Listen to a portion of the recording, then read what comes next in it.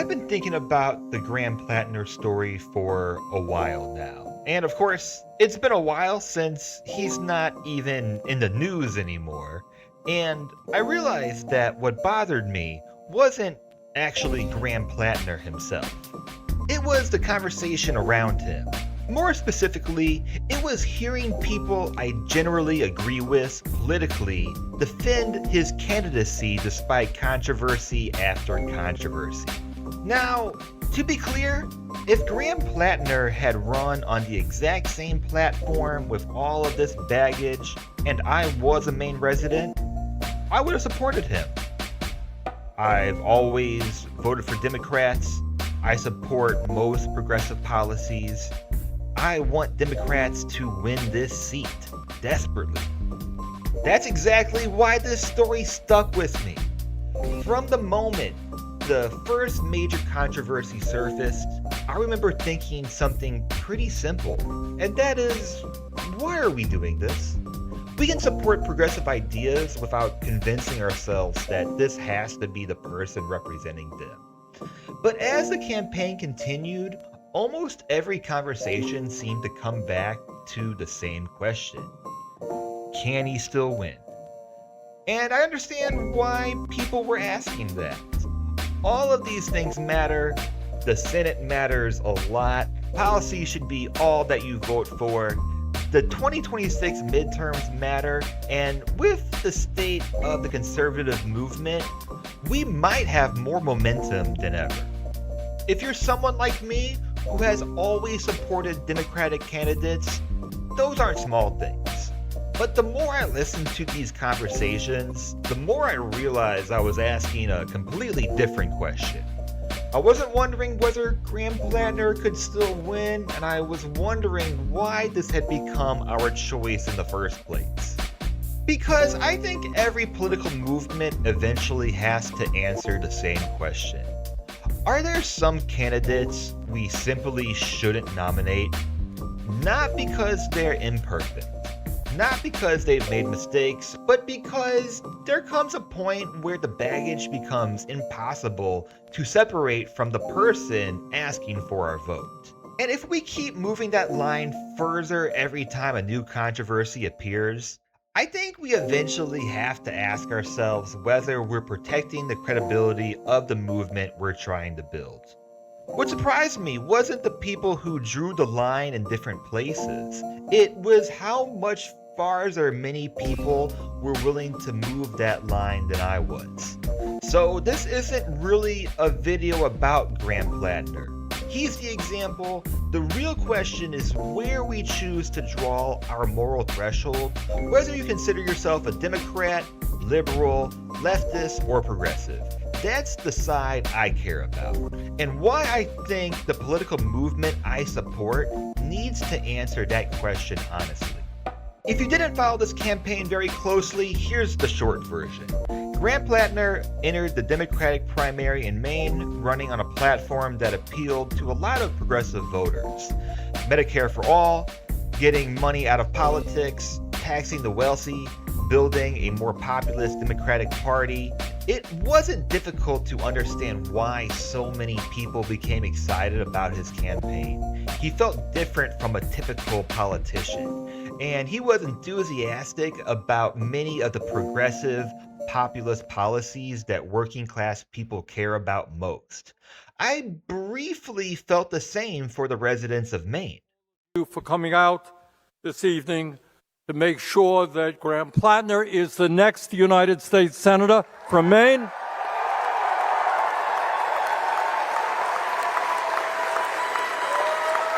And Troy Jackson is your next governor.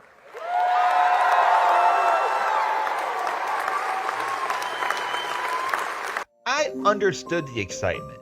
For a few days, I felt it too. I was happy for the people of Maine who felt like they'd found a candidate that represented what they believed in. If you had shown me his platform before the campaign started, I would have supported him. None of my hesitation came from his policies. It came from everything that started surfacing around the campaign. First came years of old Reddit posts. Then questions surrounding a tattoo that closely resembled the Nazi quote-unquote symbol. I got a tattoo in Croatia with some other Marines. It was a skull and crossbones. I have looked at it as a skull and crossbones my entire life. And so did everybody that knew me. That was a skull and now it is. Okay. You can't quite tell. It was sold to people that I had like a hidden Nazi tattoo. I think when you look into the story of the tattoo, most people can begin to understand that that's never what it was. The moment I found out what other people associate it with, I was happy to cover it up. Whether you believe Graham Platner's explanation or not isn't really the point I'm trying to make. People can disagree about intent. People can disagree about whether someone deserves a second chance. My question was much simpler. Even if you completely accept his explanation, why was this the person we were asking Democrats to rally around? And the controversies didn't stop there. There were resignations from senior campaign staff, reports about sexually explicit messages, stories from former partners describing volatile relationships, and after each controversy, the conversation seemed to return to the same place. Can he still beat Susan Collins? Eventually, the campaign reached a point where a former partner accused Platner of SA. He denied the allegation. Many prominent Democrats withdrew their endorsements. Emma Vigeland was one of many progressive commentators who said the allegations were devastating and that Platner should step aside, and that she was shocked for some reason. Hey everybody, I just wanted to jump on here to address the serious, credible allegations against Graham Platner. This story is devastating. I believe the victim here. I think that Graham should drop out of the race. He has betrayed many, many supporters by not being forthright about this. I would include myself in that. I believed his campaign when they said that there was nothing new coming out. And it looks like an awful, awful accusation, an incredible one, has come out. Now, this movement has never been about one individual. Any candidate that takes up the mantle here should share Graham's belief or the campaign's belief in ending complicity in the genocide in Gaza, Medicare for all, taxing billionaires, and more. But obviously, this is a devastating development, and we'll be talking about it more on the Majority Report tomorrow. I'm very critical of Emma, but I do respect this response. I don't think Emma was acting in bad faith. I don't think most people supporting Graham Platner were acting in bad faith either. I think they believe that defeating Susan Collins and advancing progressive policies was the higher priority. I share that goal. She's horrible. I want Democrats to win. I don't want to take down the party. I want to make it better for all of us. I want progressive policies to succeed. That's exactly why this bothered me. My disagreement isn't that they eventually drew a line, it's that I think we should have drawn it much sooner. I'm wary of over-focusing on an individual's personal character over their platform. You know, I've said this before, I don't really care if, say, like Bernie Sanders or AOC go home and they're a secret Nazi, but they go out and they vote for the right things. Like, we're talking about you don't politicians care? As I mean, for the, I don't know about that. I think these are the lines that people are talking about. Some people care about that exact thing. When I hear that conversation, I realize we weren't really disagreeing about Graham Platner anymore. We were answering two completely different questions. Emma was asking whether this candidate could still advance the policies she believed in. I was asking whether he should have been our candidate at all. And that's the question that stayed with me. Where should a political movement draw its moral threshold? And before I explain where I disagree, I think it's important to acknowledge why so many people arrive at a different conclusion. Because I don't think most of them were irrational. I don't think they were secretly okay with Nazis, and I don't think they suddenly stopped caring about character. I think they were answering a different question than I was. I consider myself a progressive who firmly believes in pragmatism. If you're a progressive looking at American politics right now, Donald Trump is in the White House, Republicans control enormous political power, Susan Collins is one of the most vulnerable Republican senators in the country, and if Democrats want any chance of taking back the Senate this November, races like this matter. So, from that perspective, I completely understand why people started thinking in terms of consequences. If Graham Platner supports Medicare for all, if he supports stronger labor protections, if he supports taxing the wealthy, if he supports campaign finance reform, isn't that ultimately more important than controversy surrounding one candidate? I understand that way of thinking. Honestly, I think that's probably how Emma Vigeland was looking at it. And to be fair, politics isn't just about symbolism. Real elections have real consequences. Healthcare affects people's lives. Labor laws affects people's lives. Judicial appointments affects people's lives, and if Democrats lose elections, those consequences don't simply disappear. So I don't think it's unreasonable that some people looked at Graham Platner and thought, he may not be perfect, but the alternative is worse. In fact, if I'm completely honest, I think almost every voter has accepted that argument at some point. Politics often forces us to choose between imperfect options. No candidate is going to reflect every value we have. Of course, there's always compromise in democracy, and that's exactly why I don't think this conversation is really about Graham Platner. Because eventually, every political movement faces the same dilemma. When does compromise stop being compromise and start to become something else? That's where my thinking began to diverge. For me, the conversation never started with the essay allegation. It didn't start with the reports about his relationships. It didn't start with the sexting scandal. It started much earlier.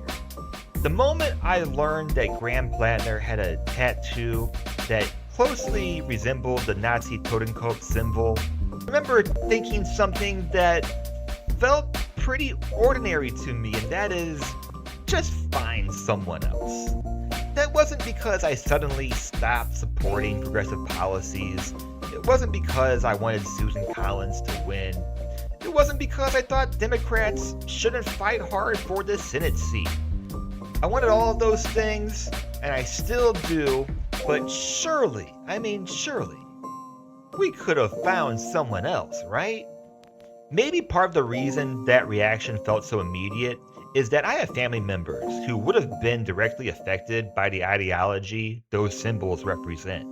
So for me, this never felt like an abstract political controversy. But even if that were true, I honestly think I would have arrived at the same conclusion. Because I grew up around people who had a very matter-of-fact way of looking at politics. Dad was one of them. He was extremely liberal. He wasn't easily offended. He didn't spend hours trying to build political theories. And I honestly think if I brought him this story, he would have shrugged and said, just find somebody else. And that's why this whole debate felt so strange to me. Because until recently, that felt like a pretty normal way of thinking about politics. And maybe that's why I struggled to understand the conversations that followed. Not because people were trying to defend every controversy, but because the controversy kept becoming, yes, but can he still win? When I heard that conversation, I realized Emma and I weren't really disagreeing about Graham Platner. We were disagreeing about what politics asked of us. Because if someone had asked me, would you vote for a candidate with the policies you like if they also had a tattoo resembling one of the most recognizable Nazi symbols? My answer would have been no. Not after a week or a month. And not because I stopped believing in any policies all of a sudden, but because I don't think supporting good policies means suspending every other standard we claim to have. And I want to be careful here. This isn't me deciding whether Graham Platner is secretly a Nazi. Honestly, I think he has a crazy ego and lots of issues, but I don't think he's a Nazi. It isn't me deciding whether people can change. It isn't even me saying he couldn't become a better person. Those are completely different questions. The question I keep coming back to is much simpler. Should this have been the Democratic nominee for one of the most important Senate races in the country? For me, the answer was already no. And that's when I realized this wasn't about one candidate, it was about something much bigger. It was about what happens when the desire to win starts moving a moral line that once felt obvious. And I don't think this is really a story about Graham Platner. I don't think it's a story about Emma Vigeland. I think it's a story about what political movements do when they become convinced that the stakes couldn't possibly be higher. Because once you believe the next election is the most important election, and the one after that feels even more important, and the one after that feels like an existential threat, something begins to change. The questions we start to ask begin to change. Instead of asking, should this person represent our movement, we slowly start asking, can this person still help us win? At first, those questions sound almost identical, but the more I thought about them, the more I realized they lead us in very different directions. One asks whether someone reflects the same values we claim to hold. The other asks whether they're still politically useful. And I think that shift bothered me, because once winning became the highest value, other values don't usually disappear overnight. They slowly become negotiable. Character becomes negotiable, standards, symbols, and before you realize, the line itself starts to move. So to be clear, I'm not saying every controversy should end someone's political career. I'm not saying candidates can't make mistakes. And I'm not saying that people are incapable of changing. Politics would be pretty much impossible if we believed any of those things. What I'm saying is that every political movement eventually has to decide which standards are foundational.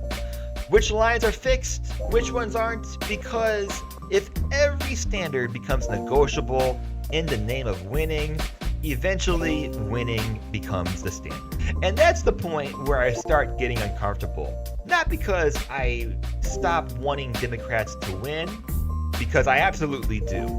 It's because I don't want us to slowly become a movement that's willing to justify almost anything, as long as it's our side doing it. So before I finish, I want to make one thing really clear. I'm not asking for perfect politicians. I want a realistic and pragmatic approach to the Democratic Party and to progressivism. The perfect politician doesn't exist. Every elected official is going to disappoint us at some point. Every candidate has flaws, and every voter eventually has to make compromises. I'm also not saying people can't change. They absolutely can. If someone grows, takes responsibility, and earns back trust over time, I think that's a good thing. I want to live in a society where people are capable of becoming better than they were. And I'm definitely not saying Democrats shouldn't fight as hard as possible to win elections. I want them to win, I frankly need them to win, and they have the progressive policies that I believe in. None of that has ever changed. What has changed for me was realizing that winning can't be the answer to every difficult question. Because once every concern is answered with, who cares, we have to win, eventually we stop asking whether we've compromised something important along the way. And if we stop asking ourselves those difficult questions, I worry that one day we'll wake up and realize we've become comfortable defending things we would have rejected without hesitation just a few years earlier. Maybe reasonable people will still disagree with where that line should be. And I'm okay with that. Politics never has to be simple. It never has been simple. Reasonable people can weigh the same facts and arrive at different conclusions. But I don't think we were really disagreeing about Graham Platner. I think we were answering different questions. Some people were asking, can this candidate help us win? I kept asking, should this have been our candidate in the first place? For me, the answer never changed. Find somebody else. Not because I stopped believing in their policies or I stopped wanting Democrats to win. It's because I wanted the movement to succeed for a long time.